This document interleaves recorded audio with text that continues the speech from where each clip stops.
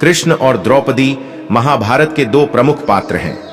कृष्ण ने इस महायुद्ध में पांडव पक्ष का नेतृत्व किया था और उनको विजयी बनाया था।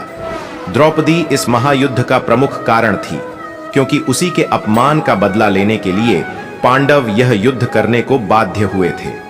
इन दोनों में आपस में कोई सीधा रक्त संबंध नहीं था, फिर भी दोनों एक दूसरे से बहुत गहरे से जुड़े हुए थे और उनका संबंध बहुतों के लिए ईर्ष्या का विषय हो सकता है। इस पवित्र संबंध को गहराई से समझने के लिए हमें दोनों की पृष्ठभूमि में जाना होगा। द्रौपदी पांचाल देश के महाराजा द्रुपद की पुत्री थी। उसका जन्म द्रुपद की प्रतिशोध भावना के कारण हुआ था। एक बार द्रुपद ने अपने सहपाठी और घनिष्ठ मित्र द्रोण को अपने दरबार में केवल साधारण ब्राह्मण कहकर अपमानित किया था। द्रोण ने इसका बदला लेने के लिए अपने शिष्य पांडवों द्वारा उनको पराजित कराया था और फिर मुक्त कर दिया था।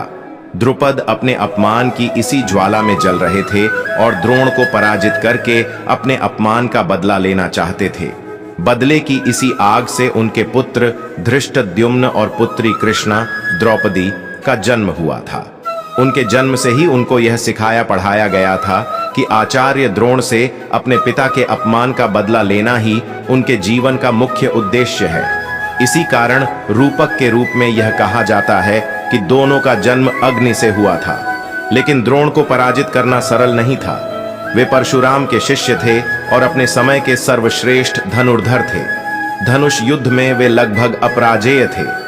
इसलिए द्रुपद ने अपने पुत्र धृष्टद्युम्न को स्वयं द्रोण के पास ही धनुर्वेद की शिक्षा लेने भेजा।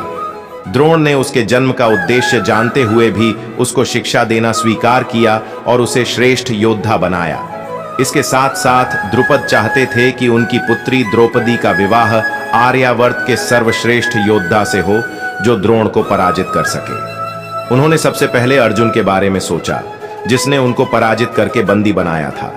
परंतु उनको पता चला कि अर्जुन की मृत्यु वारणावत में अग्निकांड में हो गई है, इसलिए उन्होंने दूसरे योद्धाओं के बारे में विचार किया।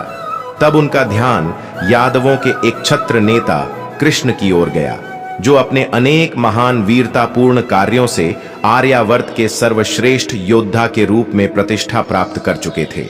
उन्होंने कृष्ण को पांचाल आमंत्रित किया और उनके आने पर उनसे अपनी पुत्री द्रौपदी का पाणी ग्रहण करने की प्रार्थना की। उस समय तक द्रौपदी आर्यावर्त की सर्वश्रेष्ठ सुंदरी के रूप में प्रसिद्ध हो चुकी थी। उनसे विवाह करके कोई भी राजा या राजकुमार स्वयं को धन्य मानता। लेकिन जब कृष्ण को पता चला कि द्रुपद का असली उद्देश्य द्रोण से अपने अपमान का बदला लेना है और इसके लिए अपने जामाता का उपयोग करना चाहते हैं, तो कृष्ण ने उनकी पुत्री के साथ विवाह करने से विनम्रता पूर्वक मना कर दिया, क्योंकि वे स्वयं को किसी के व्यक्तिगत प्रतिशोध का मोहरा नहीं बनने देना चाहते थे। कृष्ण के अस्वीकार से द्रुपद बहुत निराश हुए। उनकी निराशा को देखते हुए कृष्ण ने उनसे कहा कि मैं द्रौपदी को बहन के रूप में देखता हूं और एक भाई की तरह उसके योग्य सर्वश्रेष्ठ वर का चुनाव करने में आपकी सहायता करना चाहता हूं। द्रुपद ने उनको बताया कि वे आर्यावर्त के सर्वश्रेष्ठ योद्धा या धनुर्धर के साथ ही द्रौपदी का विवाह करना चाहते हैं, ताकि वह द्रोण को पराजित करके उनके अपमान का बदला चुका सके।